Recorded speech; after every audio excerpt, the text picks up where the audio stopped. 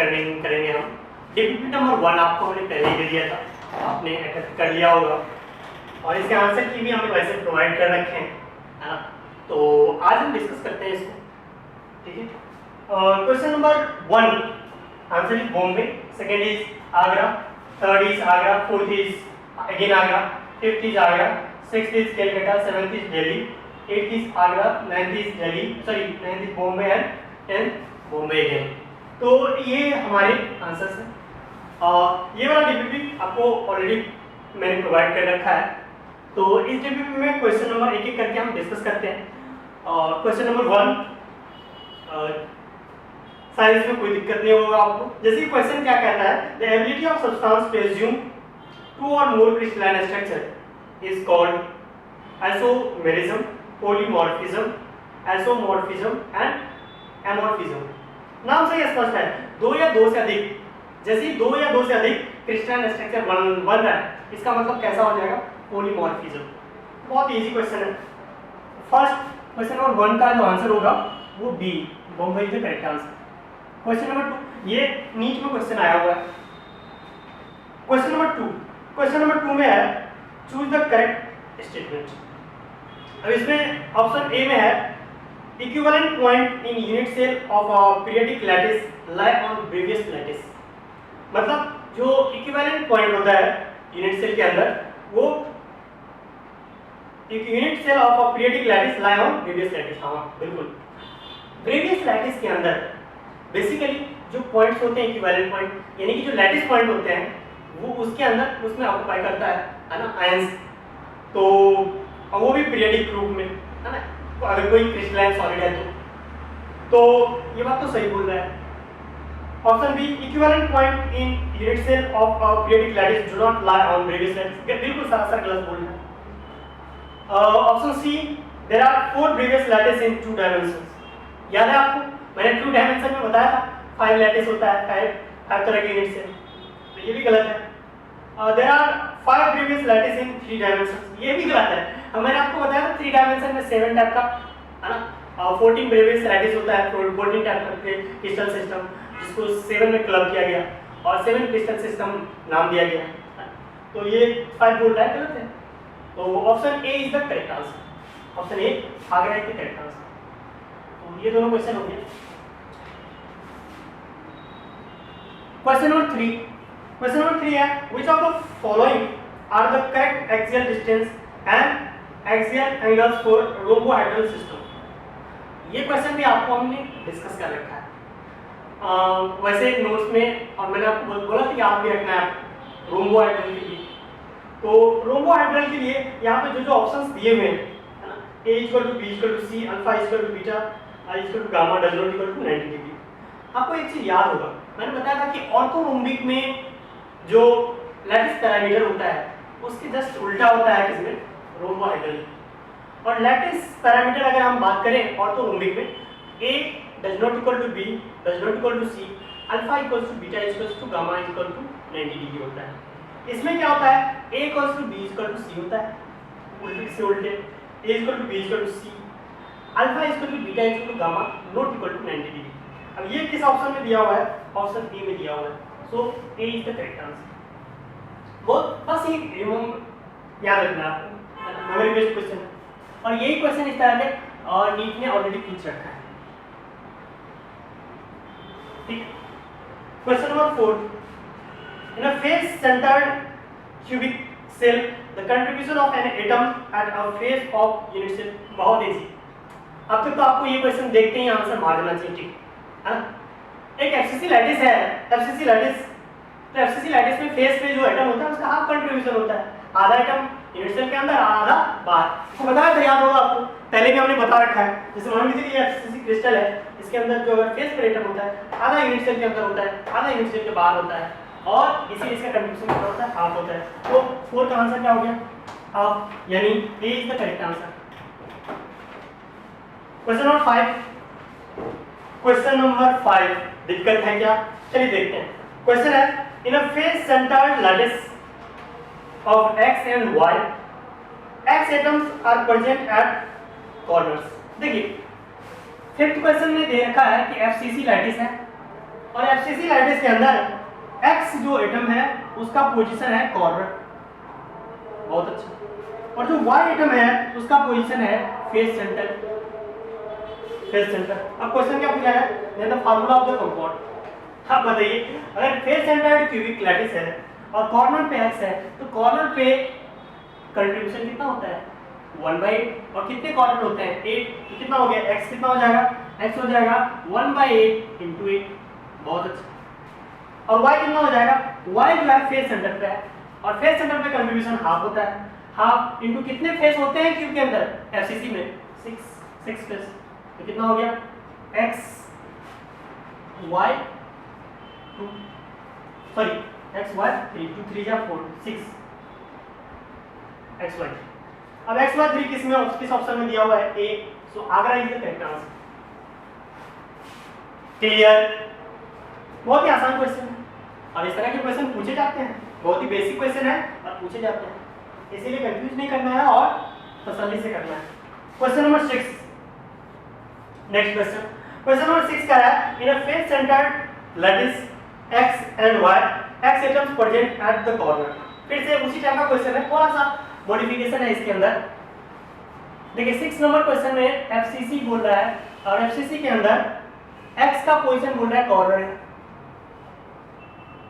ठीक है, और क्या लिखा हुआ है, while y atoms are present at face, y atom जो है फेस सेंटर पे है। आगे then the formula of the compound would be if two atoms of x are missing from the corner।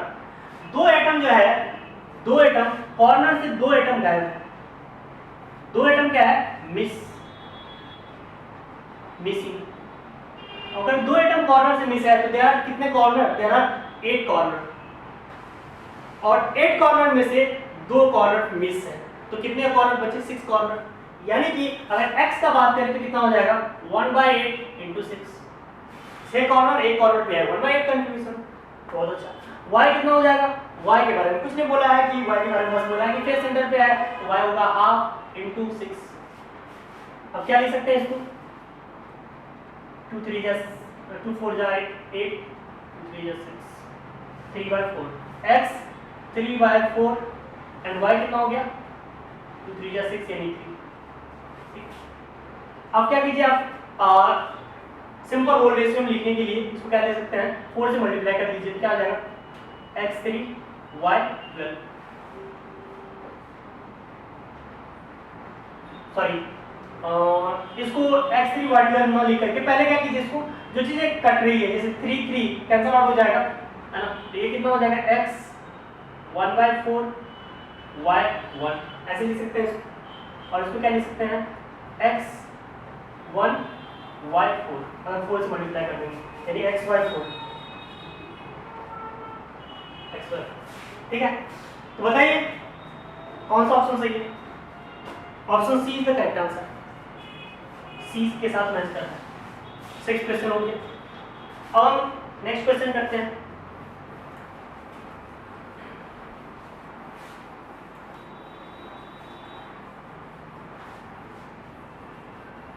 इस तरह के क्वेश्चन हमने क्लास नोट्स में भी करवाए हैं, अपने क्लास में भी हमने डिस्कस किया है, तो आपको इस तरह के क्वेश्चन में दिक्कत नहीं आनी चाहिए, चाहे कोई भी ट्विस्ट कर दे कुछ भी कर दे, बस आपको बेसिक कंसेप्ट क्लियर रहना चाहिए। चलिए क्वेश्चन नंबर 7 देखते हैं। क्वेश्चन नंबर 7 कहता है in a cubic structure of compound which is made from x and y। अब देखिए क्यूबिक स्ट्रक्चर है और एक्स वाई से बना हुआ है, ठीक है, बहुत अच्छा।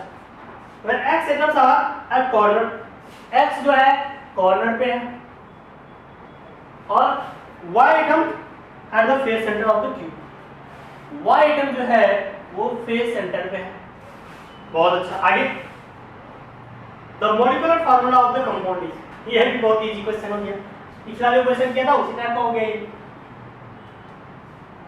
क्यूब में है x कॉर्नर पे है तो x का कंट्रीब्यूशन हो गया 1/8 × 8, और y जो है तो फेस सेंटर पे है तो y का कंट्रीब्यूशन हो गया 1/2 × 6, कितना हो गया इसका x y 3। अब इसमें कौन सा ऑप्शन सही है, पिछला क्वेश्चन जो किया था वही आंसर, इसमें D is the correct answer, same question है। चलिए नेक्स्ट क्वेश्चन आगे बढ़ते हैं, क्वेश्चन नंबर 8। क्वेश्चन नंबर 8 में है in a face centred lattice of x and y x atoms are present at the corner. फिर से बोल रहा है कि एफसीसी लैटिस है और इसमें कह रहा है x atoms are present at the corner. x का पोजीशन जो है वो कॉर्नर पे है, बहुत अच्छा। और y atom at the face centre, y का जो पोजीशन है वो फेस सेंटर पे है। आगे then the formula of the compound would be if one of the x atom is missing from a corner in each unit cell। अब कह रहा है कि x atom जो है then the formula of the compound if one of the x atom is missing। अब इसमें से कह रहा है कि one x atom missing, अगर one x atom missing कर रहा है तो फॉर्मूला क्या हो जाएगा बताइए। x टोटल कितने कॉर्नर होते हैं, टोटल 8 कॉर्नर है, 8 में से एक मिस कर दिया, कितना बचा 7, तो 7 इंटू और एक कॉर्नर पे कंडीशन कितना होता है 1/8। बहुत अच्छा। बताइए y कहता है कि फेस सेंटर पे है, तो फेस सेंटर पे कितना कंट्रीब्यूशन होता है हाफ इंटू 6 फेसेस, कितना हो गया फॉर क्या लिख सकते हैं इसको x 7/8 y 3 लिख सकते हैं इसको। और इसको अगर सिंपल होल रेशियो में कैलकुलेट करना चाहे 8 से मल्टीप्लाई कर दीजिए इसको भी क्या हो जाएगा x 7/8 into 8 and y 3 into 8, कितना लिख सकते हैं इसको x 7 y 24। बताइए कौन सा ऑप्शन सही है, x 7 y 24। So Agra A is the correct answer, is the correct answer. Okay, तो इस तरह से क्वेश्चन नंबर 8 भी हो गया। अब हम क्वेश्चन नंबर 9 करते हैं। Question number 9